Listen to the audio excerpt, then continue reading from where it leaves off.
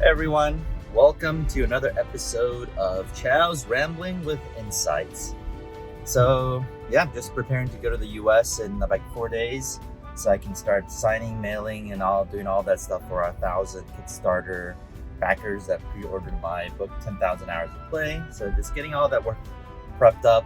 It's a lot of man labor because if you think about it, like, let's say there's 500 books that require signatures, right? Because there's some books that don't require it.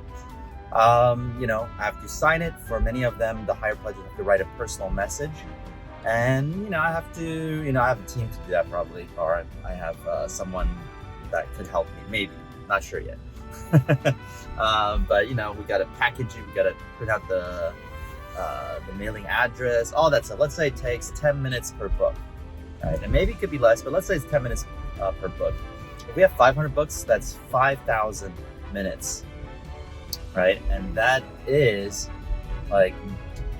that's more than 80 hours, and I need to carry out, and this is like non-stop signing. This is not like lunch break, anything. It's just like pure manual labor time, and it's gonna take a while, and I'm only in the US for 2 weeks.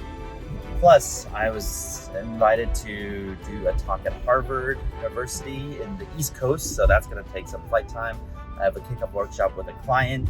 I'm potentially visiting someone or doing some business development meeting for like a $200,000 project.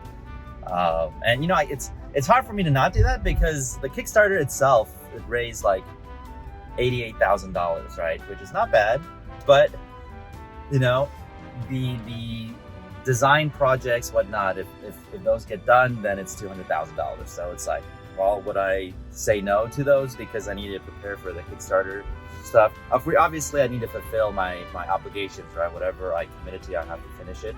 But at the same time, it's like, well, if I could also travel and close new deals and do client work, then probably shouldn't. Because the time I'm in the US is very scarce, which is Core Drive 6 in the Octalysis framework. But anyway, last time I mentioned the topic of 3 levels of experts, right? This is just from my observation. And so there are 3 levels of expert that now I classify, because some people you just say, oh, well, they're experts and that's it. And I'd say the first level, which I think is the highest level expert, is someone who actually created very successful, well-known things in an industry. Like they were the ones who designed it, created, orchestrated it, and it was like that because of them. And the second one, the second type of expert, is basically they were not the ones that created these projects, but they were on the team. Okay. So when you see people who says, oh yeah, I worked firsthand with Steve Jobs in creating the iPhone, right?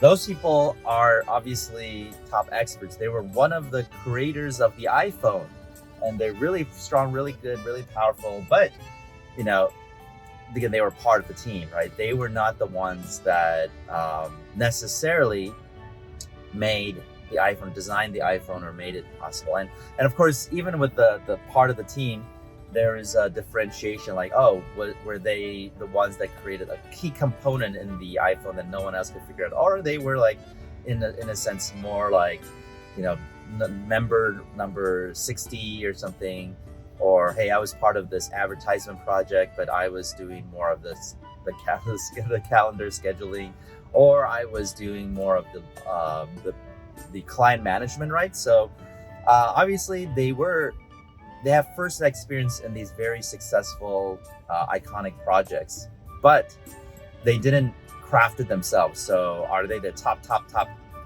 masters at this? Unsure, right? Not very sure. Then you have the third level type of expert, which is someone who mainly studies what other people have done. Okay, so let me turn the air down a little bit because you guys might not hear, but it's getting a little loud. So these are the people who look at what other experts have done, and the first and second type experts, and they create analysis, and they They read books that other experts have written, and they publish their books, and they go to conferences and speak about that. So yeah, so but they have not themselves created successful projects per se.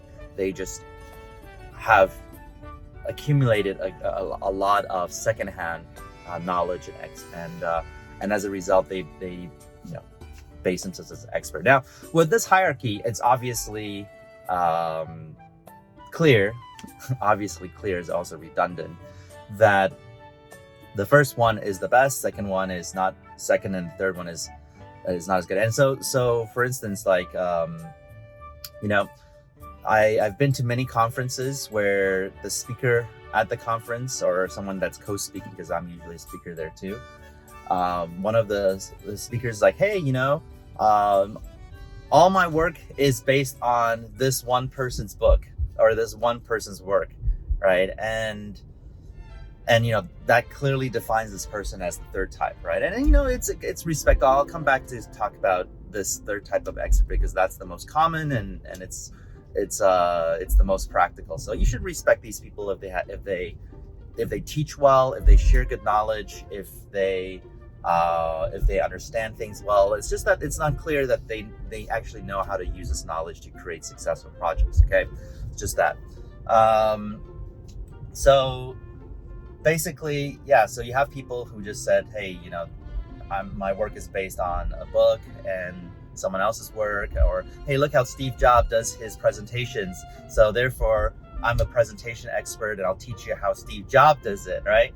So obviously Steve Jobs would be the first type, and people who help him prepare for his speeches and presentation are the second type, and someone who watches him as an audience member and teaches that is going to be the third type.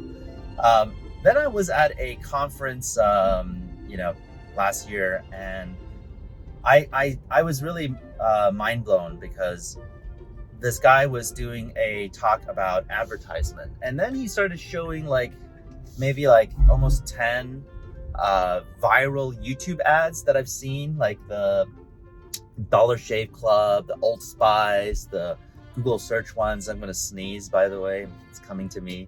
So yeah, well, good thing I'm not going fast in my driving when I'm doing that. So these are all viral YouTube videos that I watched when I was in college and early 20s, and those are all super iconic. And then he started to talk about, oh yeah, so for this project they had an initial budget of this, but at the end we only used 2% of the budget because we didn't even need filming for this. And I'm like, oh wow. So he talks about it as if he was in the team, like he worked on this himself. That's kind of cool. So which means that he's either a type 1 or type 2 expert, right? And then I walked up to him later on and I said, hey, I'm just curious, all the videos you showed, which ones are the ones that you made and which ones are the ones that you just talked about other people's work? And he's like, oh, well, every video that I showed, either I was the one who created or I had a heavy contribution in the team. So then I'm like, wow, I was really impressed. I was really mind blown. And so, and so I'm like, when you recognize a type 1 expert, you're like, yeah, this guy's the real deal. He's a proven expert and I want to learn from him. Okay. So, I think that's very, very important. Now, obviously, like I said, very clearly and transparently, the third type is not as prestigious, right? However, to be fair, you got to start somewhere, right? You have to, no one's going to give you the opportunity, like most people, I mean, it depends on the project, but for the majority of the world and people, you won't have the opportunity to be a type 1 expert, unless you just do things on the side, and then just if you're proven to be successful, right? So but a lot of time it doesn't happen that well, depending on the industry, you can obviously be a YouTuber by yourself and become successful that way, but creating viral ads may be much harder. So you got to start somewhere, and the first place to start is researching what successful people do, right? Research what type 1 and type 2 experts do, and creating, formulating that information and applying that to yourself and finding mentors. That's like a very, very straightforward thing. So I wouldn't call the third type like posers or imposters. They're just people who are learning, gathering information. When they gather enough, they have an expert level of knowledge, right? Knowledge, but they just might, like I said, they might not have an expert level of skill, which is very different. And so when I wrote my first book, Actionable Gamification, that was in 2015. I have been in the gamification world for 12 years, and so I have a lot of experience, firsthand experience, but I don't think anything I created was, hugely successful that everyone knows about it. So I had experience, but not legendary success, okay? So, but my book mostly writes about the research I did on what other people did, right? Other interesting gamification projects that were successful, or games that were successful. I didn't create the games. I did not create those gamification projects. There's a few projects I wrote about in my first book that was my own project. So, and those went well in that. So that's a cool thing, right? But I have to admit, a lot of them was just research about other people's work, and you just have to start somewhere. And that book made me an expert in the industry, and I'd still say mostly a type 3 expert.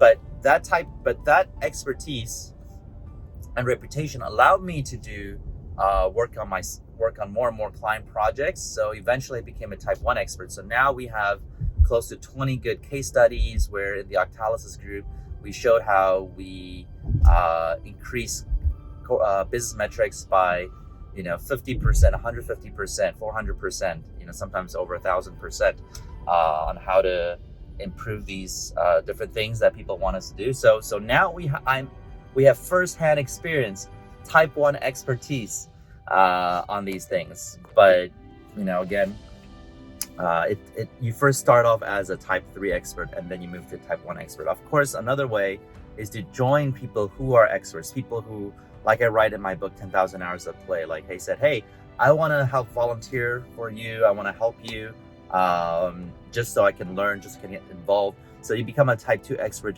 by just being in the inner circle of a type 1 expert, hopefully not a type 3 expert, right? A type 1 expert, and you are hands-on working on seeing how people do it, and you see it become successful. So yeah, I think those are the 3 types of expertise, and I just think it's important to differentiate them, because just like I said, if you want to volunteer time to work with an expert, you have to decide, hey, I'm going to work with a type 3 or a type 1 or another type 2, right? And the world mostly doesn't differentiate between them. When they have when you have a speaker on stage, when you look at a startup entrepreneur's bio, when you're choosing to invest in a company, they will usually say, hey, I was part of this team. I was part of Google, right? I've been in Google for 17 years. Or I was, part of this launch team that did this very successful startup.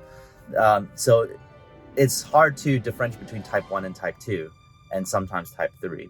So obviously, from an actionable standpoint, the plan of attack is that you want to start off immediately, right, as a type 3, just research, study, read books, watch videos, take classes, find mentors, do all those things. Type 3, there's pretty much no barrier. If you study hard, you know how to do personal branding, you know how to share your knowledge, these are all skills too, then you could be a type 3 expert. But then it's important to get involved into people who are proven to be experts and masters of their industry.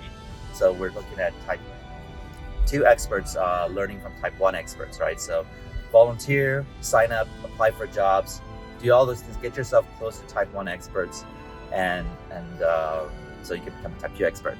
And then, as much as you can, do your own thing, create things, and hopefully those things become really successful, become legendary, and you become a type 1 expert. So anyway, that's today's Chow's Rambling with Insights. Hopefully that was interesting, and we'll see what topic I covered next. Maybe we'll go back to 10,000 Hours of Play content, because it's still really fun, and I need to do more about that. I need to do what we call world building for 10K HP. All right. Anyway, this is Yufei Chow. See you later.